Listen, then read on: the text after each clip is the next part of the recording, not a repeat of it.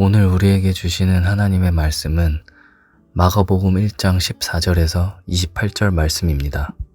요한이 잡힌 후 예수께서 갈릴리에 오셔서 하나님의 복음을 전파하여 이르시되 때가 찼고 하나님의 나라가 가까이 왔으니 회개하고 복음을 믿으라 하시더라.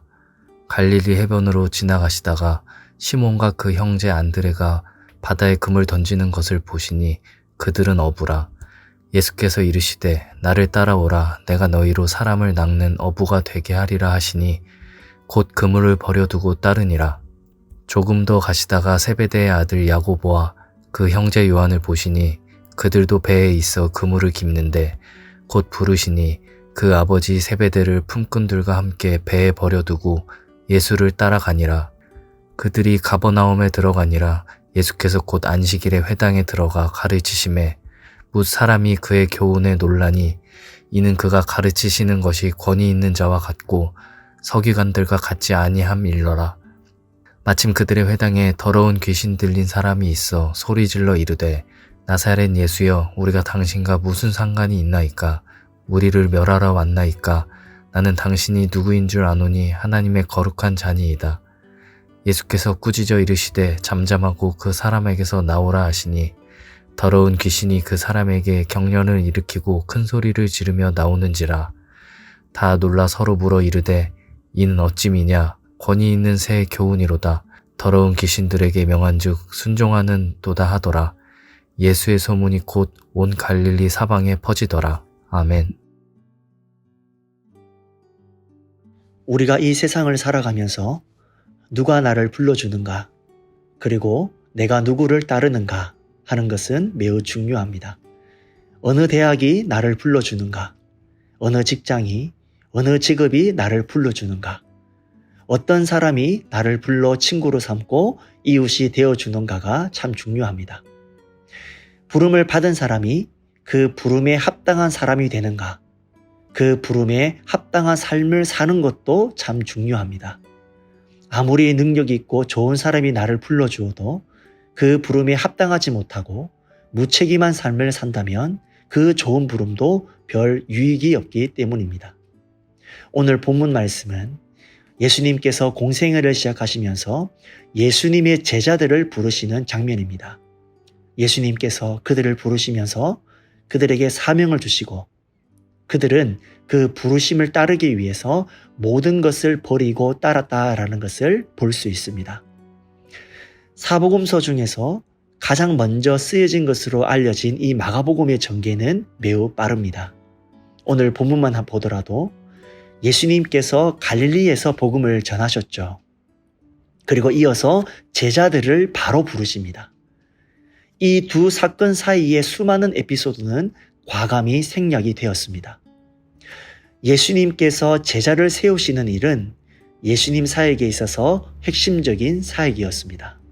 그만큼 제자들은 예수님의 사역에 불가분리적으로 꼭 필요한 자들이었습니다.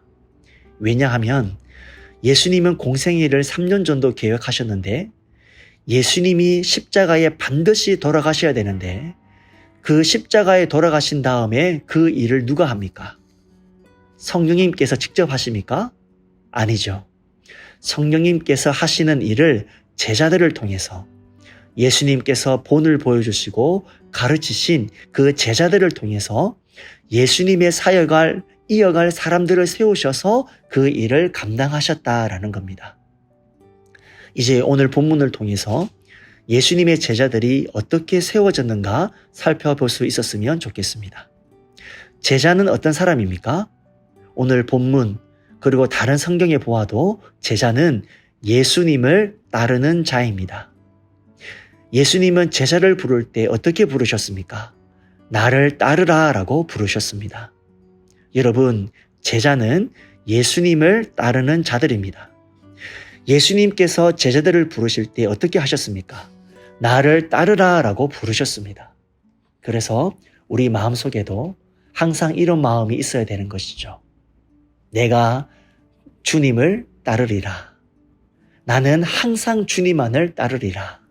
힘들더라도 따르자. 주저앉아 있다 해도 또 일어나 주님을 따르자.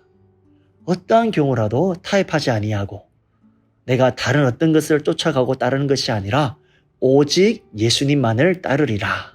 그 길을 걸으리라. 이런 마음의 결단, 그리고 마음의 깨달음이 있어야 합니다. 다시 본문으로 돌아와서 오늘 본문은 예수님께서 갈릴리 해변을 다니실 때에 각각 2명의 제자들을 2번 연속해서 부르시는 장면이 소개되고 있습니다. 예수님께서 먼저 어부 출신 시몬과 그의 형제 안드레를 부르시죠. 시몬은 베드로입니다. 나를 따라오라. 내가 너희로 사람을 낚는 어부가 되게 하리라. 나를 따라오라. 따르는 자로 제자들을 부르시고 계십니다. 부르심을 받은 그들의 반응은 무엇입니까? 18절을 보시면 곧 그물을 버려두고 따르니라. 곧 즉시 그물을 버리고 주님을 따릅니다. 그리고 예수님께서 2번째 세트로 또 2명을 다시 부르게 되는데 19절을 보게 되면 그 이름이 야고보와 요한입니다. 이들의 아버지 이름도 기록되어 있는데요. 세베대라고 기록되어 있습니다. 이들은 앞선 시몬과 안드레, 베드로와 안드레하고 조금 다른 환경 속에서 부름을 받습니다. 16절을 눈여겨보시면 베드로와 안드레는 어떻게 하다가 예수님을 만나게 됩니까? 그물을 던지다가 일하는 중에 예수님을 만나게 됩니다. 일하는 중에. 야고보와 요한은 19절을 보니까 그물을 깁고 있을 때 주님이 부르셨어요. 우리가 이것을 통해서 알 수 있는 것이 무엇입니까? 예수님께서 당신의 제자를 부를 때 한가히 놀고 있는 사람 안 부르시고요. 열심히 일하는 사람을 부르셨다라는 것이죠. 책임감을 가지고 성실하게 열심히 일하고 있는 제자들을 부르셨어요. 그래서 우리가 제자 훈련 받을 때 나 바빠요. 목사님, 내가 얼마나 바쁜지 아세요? 그런 분들이 간혹 있습니다. 근데 예수님은요, 베드로와 안드레, 제자들을 부르실 때에 바쁘게 일하는 사람을 일터에서 불렀다라는 사실이죠. 우리가 바쁘다고 핑계대서는 안 된다라는 것입니다. 예수님께서 그들을 부르셨을 때 그들의 반응은 무엇입니까? 2세트의 내용이 조금씩 다른데요. 앞에 베드로와 안드레는 그물을 버려두고 예수님을 따랐습니다. 그리고 야고보와 요한은 그 아버지 세베드를 품꾼들과 함께 배에 버려두고 예수를 따랐다라고 소개하고 있습니다. 나의 제자가 되라라고 부르셨을 때 그들은 그들의 생계, 그물도 버려두고 아버지도 버려두고 품꾼도 버려두고 배를 버려두고 예수님을 따르는 이 베드로와 안드레, 야고보와 요한, 이러한 결단들이 제자의 삶의 중요한 부분을 이룹니다. 예수님을 따르는 것을 버려두고 따른다. 버려두고 따른다라는 것이죠. 이 말씀을 통해서 우리 삶 속에 꼭 기억해야 될 예수님을 따르는 방법은 우리가 나의 짐들을 예수님 앞에 맡겨버리라라는 것입니다. 예수님께 맡기는 겁니다. 제자는 자기의 삶을 예수님에게 맡긴 사람들입니다. 오늘 다시 한번 우리들의 모든 삶을, 나 자신을 예수님 앞에 맡길 수 있는 그런 마음의 깨달음이, 마음의 진리의 도전들이 있기를 주 안에서 소망합니다. 말씀을 맺습니다.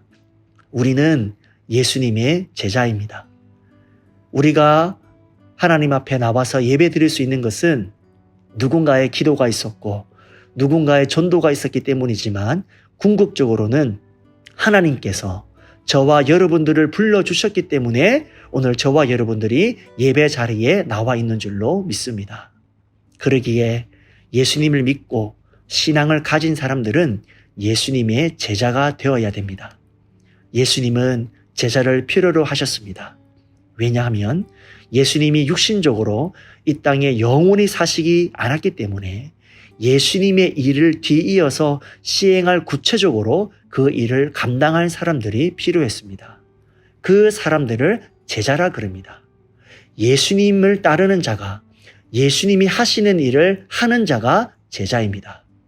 끝까지 제자로서의 길을 이탈하지 않고 최종 목적지까지 예수님만을 따르는 복된 서문의 가족들이 되시기를 주님의 이름으로 축원합니다. 우리 두 가지 기도 제목으로 함께 기도하겠습니다. 첫 번째로 예수님을 따르는 참된 제자가 되게 하소서. 둘째, 진행 중인 초등부 교월학교와 토요일 유은묘 성경학교에 큰 은혜를 내려 주시옵소서. 함께 기도하겠습니다.